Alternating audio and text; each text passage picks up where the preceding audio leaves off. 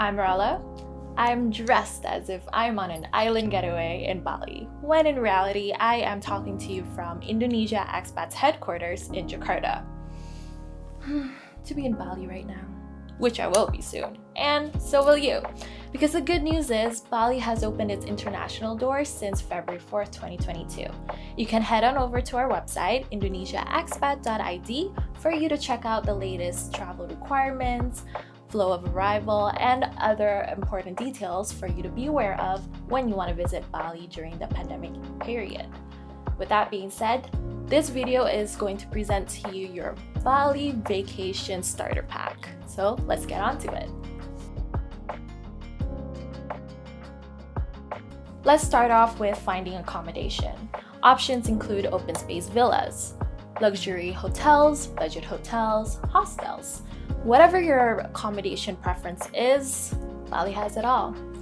It is ideally best if you can find accommodation that are near to shops, cafes, restaurants, and easy access to the beach. Keep in mind, some accommodations in Bali actually offer travelers who are seeking for a one-stop. So, example, maybe you're a family of 4 and parents want to chill by the poolside the whole day without kids interfering because, it's downtime. And what will the kids do? Well, some accommodations offer arts and craft classes, baking classes, and other kind of activities that are friendly for children.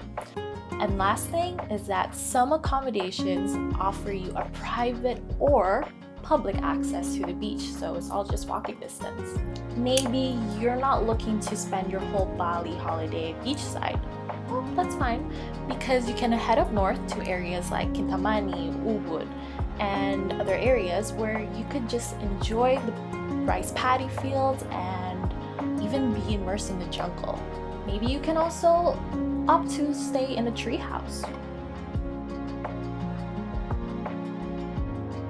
Next is grabbing a bite. Adventurous foodies, get ready for Bali's culinary galore as international and local cuisines are at your disposal. Cuisines such as, of course, Balinese, then Italian, Spanish, Japanese, Greek, and so much more are available in Bali. Whether you're a meat lover or you're someone who leans towards a plant-based diet, you don't need to fuss because most of the cafes and restaurants in Bali cater to different dietary needs.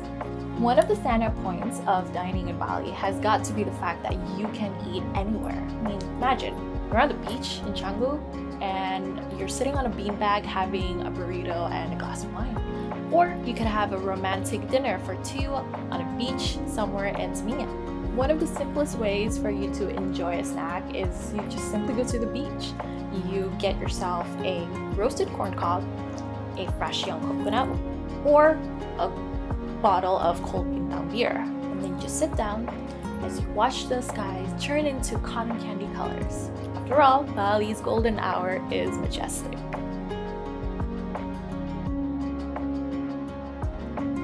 Next is transportation. Getting around Bali usually involves renting a vehicle or when you're ordering yourself a taxi. Okay, let's start off with the rentals.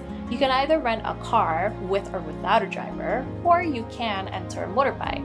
And in some cases, you can actually rent one of the drivers as well. Or if it's not your cup of tea, you can always download apps and you can order yourself a motorcycle taxi or a conventional taxi. But keep in mind, Bali is a small island and the roads are quite narrow, so when you do rent a car and you go around these places, there is a chance where you're going to have difficulties to find parking as there are limited parking space and the infamous peak season traffic congestion.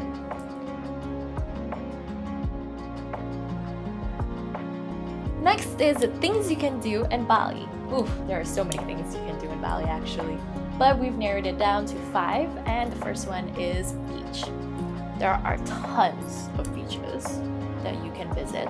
Some of the famous ones are Kuta Beach, Patitinga Beach in Seminyak, Batu Belik Beach in Canggu, Padang Beach in Uluwatu, and the list goes on and on. Now Now at the beach, you can work on your tan, read a book, fly a kite, learn how to surf, take a nap. Whatever you do, embrace the sound and the scent of the ocean. But please do keep in mind, lifeguards aren't normally stationed at beaches in Bali, so swim at your own risk. Other activities include going to a beach club, visiting waterfalls, embracing and embarking yourself on a spiritual/cultural activity, and then of course nightlife. Bali is infamously known as the party island. As one of my friends and I like to say, cultural by day, party by night.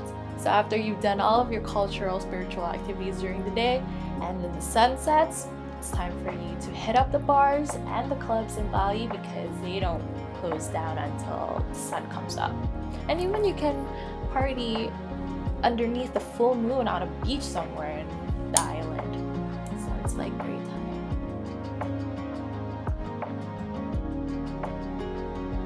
Last thing you need to consider on your Bali Vacay starter pack are the things that you need to bring. Of course, you need to bring your passport with the correct visa so that you can enter Indonesia. But aside from that, you need to also have specific requirements like COVID-19 tests and so on. So you can check out our website, indonesiaexpat.id, for you to get to the full rundown. Next is bringing medications that work for you, and then sunblock.